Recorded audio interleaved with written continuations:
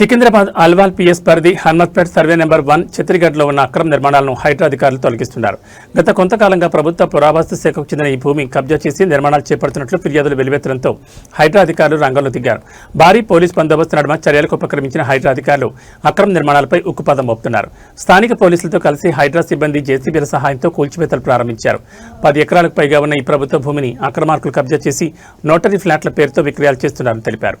ఎలాంటి అవాంఛనీయ ఘటనలు చోటు చేసుకోకుండా పోలీసులు పహారా ఏర్పాటు చేసి అక్రమ నిర్మాణాలను నేలమట్టం చేస్తున్నారు. అక్రమ నిర్మాణాల తొలగింపు పూర్తయిన వెంటనే కంచి ఏర్పాటు చేసి ఈ భూమిని హైడ్రా అధికారులు స్వాధీనం చేసుకోనున్నారు. ప్రభుత్వ స్థలాలు చెరువులను ఆక్రమిస్తే కఠిన చర్యలు తప్పవని హైడ్రా అధికారులు హెచ్చరిస్తున్నారు.